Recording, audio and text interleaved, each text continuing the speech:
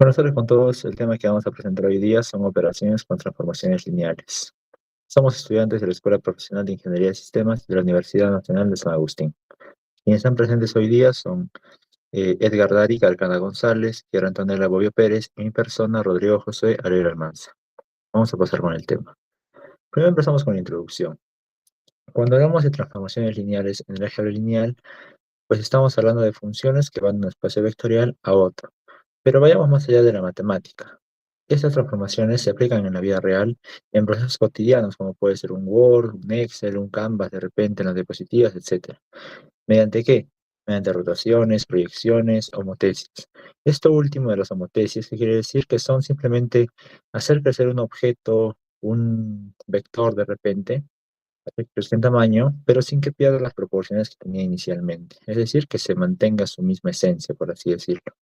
Ahora, es importante recalcar que en las transformaciones lineales, en la vida real, pues no ocurren individualmente.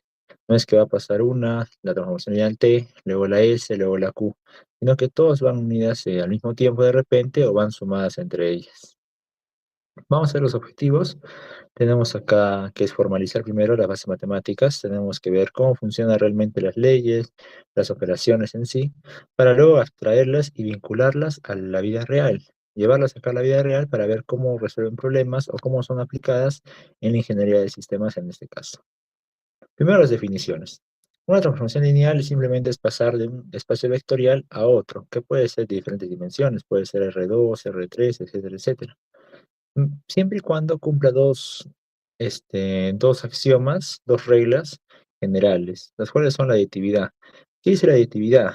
La aditividad dice que si yo aplico la transformación a un vector y a otro vector, si yo sumo esas transformaciones, será lo mismo que aplicar la transformación a la suma de los vectores. Es decir, se puede partir en dos.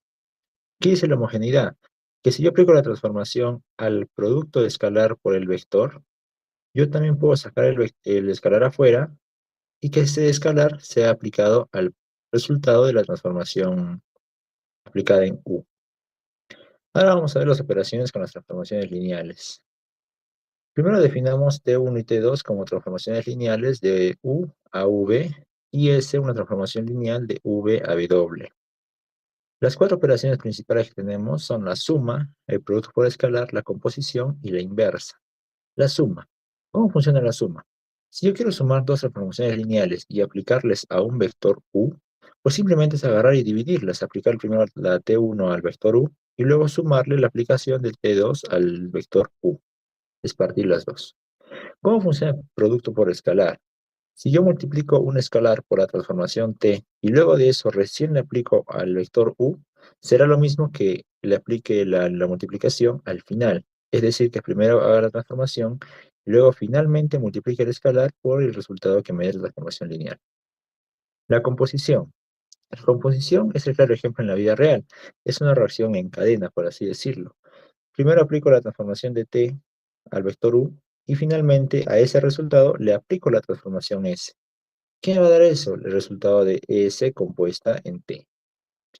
Por último tenemos la inversa. ¿Qué es la inversa? Simplemente son dos transformaciones que al ser multiplicadas pues, me va a dar la identidad. Por eso definimos acá S como la inversa de la transformación lineal T. Ahora tenemos acá la regla de correspondencia. Nos pide acá hallar la regla de correspondencia de estos tres casitos, ¿no? Que para poder más o menos cómo funciona. Tenemos acá la regla de correspondencia de cada una de las transformaciones de T y de S. Y primero hallamos la suma de T más S. Recordemos que si queremos la suma, pues simplemente basta con dividir la transformación de T aplicada a XY y de S aplicada a XY. Si quiero la transformación de XY, pues aplico su regla de correspondencia por ese lado y por este lado aplico la siguiente, ¿no? Al final lo sumo y me va a dar la regla de correspondencia de T más S. Luego de eso tenemos acá 4 veces T nos pide. Si es que yo quiero hacer 4 veces T, pues producto por escalar. Sacamos el escalar afuera para ser aplicado al final recién. Separamos, aplicamos acá la regla de correspondencia y la transformación lineal T, y finalmente multiplicamos por el escalar 4. Luego de eso, si queremos juntar, pues se puede juntar también. Tenemos por acá 3 veces T menos 2 veces S. Primero separemos, ¿no es cierto? Porque se puede separar por ahí. Tenemos 3 veces la transformación T aplicada a XY y 2 veces la transformación S aplicada también a XY. Como es un producto por escalar, pues podemos sacar el escalar afuera. Y ese escalar estará aplicado a la transformación de XY.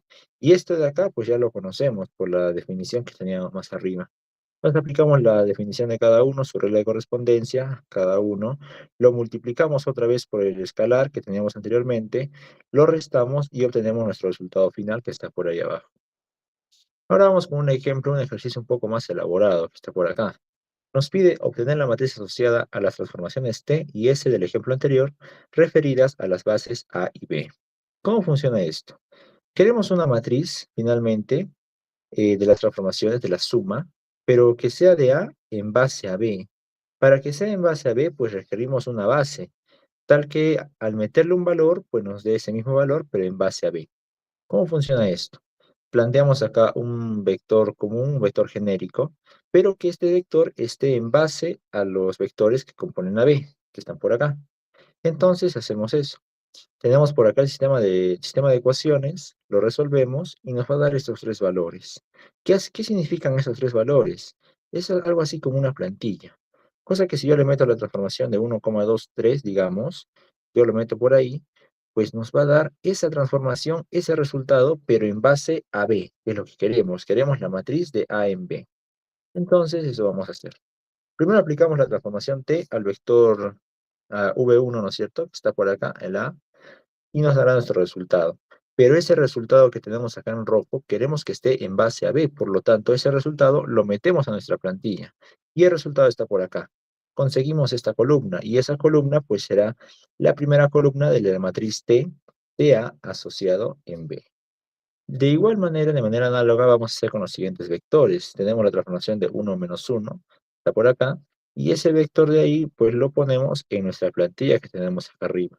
De igual manera nos dará la segunda columna de la matriz de T de A en B, ¿cierto? Luego de eso hacemos lo mismo con la transformación S por este lado, obtenemos sus columnas por este lado también, y lo ponemos en la matriz, así la matriz asociada. Pero finalmente recordemos que nos pedía la suma, nos pedía la matriz asociada, pero de la suma de T más S. Pero por definición sabemos que si queremos la suma, pues había que agruparlo, como hicimos hace rato. Entonces la matriz de la suma es la matriz simplemente de sumarlos independientemente cada uno. Sumamos las matrices y tenemos esto por acá. Y ese es nuestro resultado final. Vamos a ver ahora la composición. ¿Qué dice la composición? Pues como dije antes, es una reacción en cadena, es decir, vamos a aplicar primero T y luego S, o según sea el caso. En este caso definimos a T con inicio en U y va a llegar a V, S que inicia en V y va a W, y la composición hay que darnos cuenta que, mira, va desde U y va a llegar a W. Es decir, es como un camino corto. Va a agarrar y va a cortar esta brecha que hay acá, este camino que hay acá, y lo va a hacer más corto, por así decirlo. Ahora, si es que tenemos la composición de S en T, pues primero se aplica la T y luego se aplica la S, como vamos a hacer acá. Primero aplicamos la T. ¿Qué dice la T? Que vamos de U hasta V. Ya está. Luego de eso aplicamos la S. ¿Qué dice la S? Que vamos desde V hasta W. Perfecto. Ahora, ¿la composición cómo es? Pues es ir desde U, vamos a ir de frente hasta W. Ahí está. Ahora, ¿siempre va a funcionar eso con cualquier transformación lineal? Pues no. La restricción inicial, la restricción principal, es que el contradominio de T es igual al dominio de S. ¿Qué significa eso? En otras palabras, que el final de T, que es V, tiene que ser igual al inicio de S para que exista.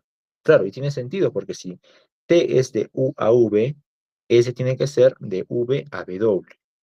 Vamos a ver por acá un ejemplo para ver cómo funciona esa idea. Tenemos dos transformaciones lineales, está H y R. H va de R3 a R4 y R de R4 a R5.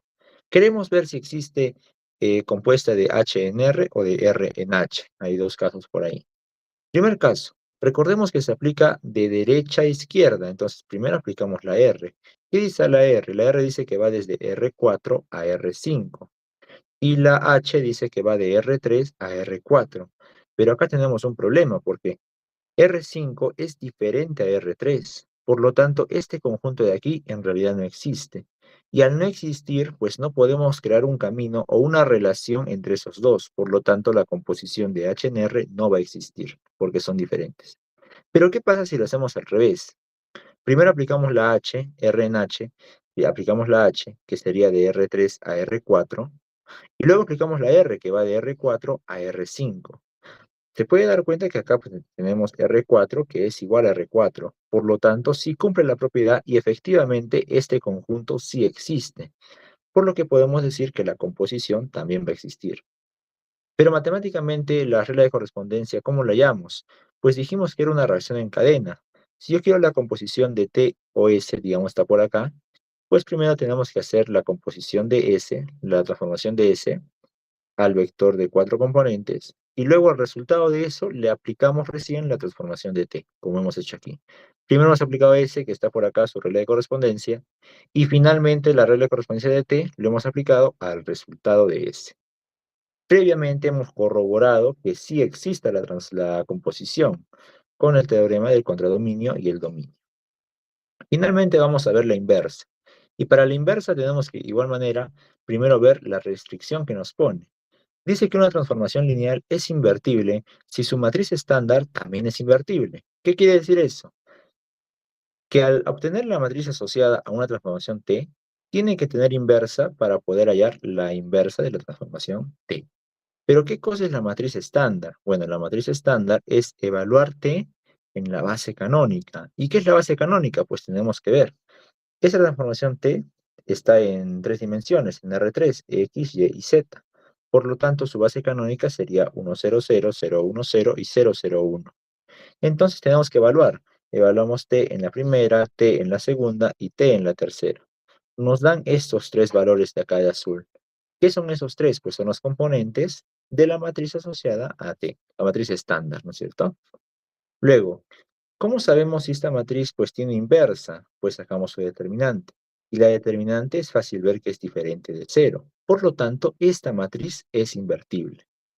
Ahora saquemos su inversa. Ponemos acá la matriz, ponemos la identidad y mediante operaciones elementales podemos obtener su inversa. Tenemos por acá la inversa, tenemos por acá la inversa. ¿Y qué dice la definición?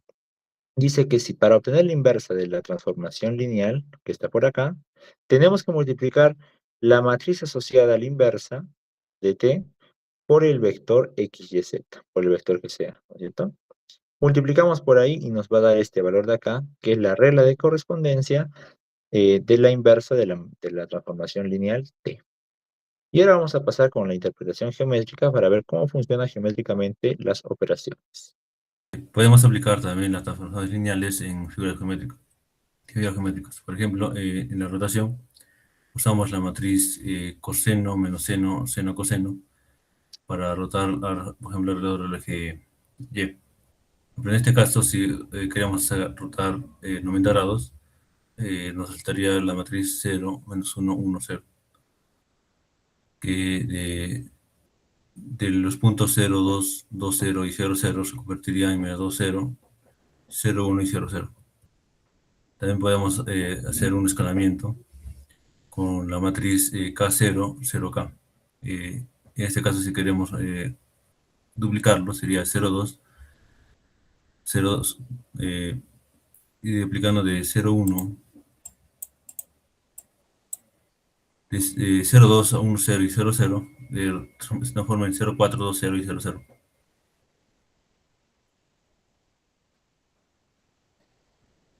Además, también tenemos algunas propiedades. Por ejemplo, las transformaciones lineales, cualquier transformación lineal que apliquemos, siempre el origen se va a mantener en el mismo punto, en el punto 0, 0. Además, también nunca transformaciones lineales van a curviar las líneas, siempre van a ser líneas rectas o paralelas entre sí. Entonces paso a mi compañero. Bien, ahora pasaremos a las aplicaciones en ingeniería de sistemas. Aquí es donde dejamos de ver a las transformaciones lineales como fórmulas y las convertimos en código eficiente.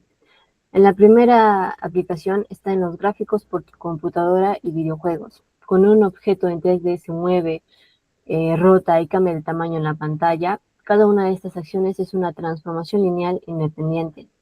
Y si la tarjeta gráfica tuviera que calcular la escala, luego la rotación y luego el movimiento del objeto uno por uno, el sistema colapsaría y el juego iría lento. Pero gracias al teorema de la composición, el software multiplica todas las matrices primero y genera una sola matriz total.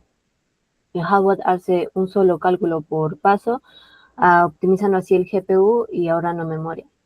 En la segunda aplicación son las redes neuronales. La vemos todos los días en la inteligencia artificial. El diagrama que ven en pantalla muestra una red neuronal básica. El flujo de datos aquí es simple aritmética. Cada capa de la red procesa información multiplicando una matriz de pesos por los datos que entran.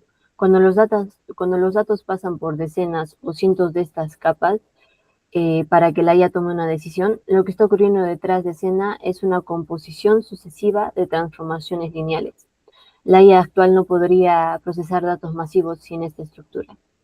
En la tercera es el procesamiento de imágenes. Para una computadora, una imagen no es más que una gran matriz de píxeles.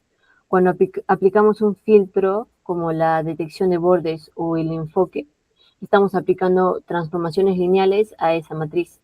Si en un software queremos combinar un filtro horizontal y uno vertical, la matemática nos permite usar la suma o la multiplicación por un escalar para fusionar ambos filtros en un único paso. Esto es lo que permite que aplicaciones como Photoshop o los filtros de Instagram funcionen en tiempo real sin congelar el dispositivo. Ahora pasaremos a las conclusiones. La primera conclusión es la preservación estructural. Esto significa que cuando sumamos o multiplicamos por un escalar o componemos transformaciones lineales, el resultado sigue estando dentro de las reglas del mismo espacio vectorial. Para nosotros, esto se traduce en estabilidad del software. Nos da la total seguridad de que no importa cuántas operaciones o algoritmos encadenemos al código, este no se va a corromper ni se va a romper en el camino. La segunda conclusión habla del isomorfismo con las matrices. El isomorfismo es simplemente un puente perfecto. Nos permite traducir ideas geométricas abstractas como rotar o mover un objeto en el espacio en aritmética de matrices. Esto hace que el software sea increíblemente rápido, ya que tanto el GPU como el CPU están fabricados específicamente para devorar estas matrices, operaciones de matrices a velocidad de la luz. En la tercera conclusión tenemos la eficiencia algorítmica, ya que en lugar de hacer que la computadora trabaje de más con código pesado, usamos estas operaciones para compactar los procesos. Esta es la clave detrás del desarrollo de software de alto rendimiento, de los motores gráficos modernos y los sistemas de inteligencia artificial que procesan millones de datos por segundo. En resumen, estas operaciones no solo son teoría, son el motor que permite que nuestro software sea rápido, eficiente y capaz de mover todo lo que vemos hoy en día. Muchas gracias. Listo, eso ha sido todo por el día de hoy. Si tienen alguna pregunta, pueden poner en los comentarios. Vamos a estar leyendo para que cualquier duda que tengan, cualquier consulta, vamos a estar leyendo por ahí. Muchas gracias. Acá está la bibliografía, los libros. Eso ha sido todo. Gracias.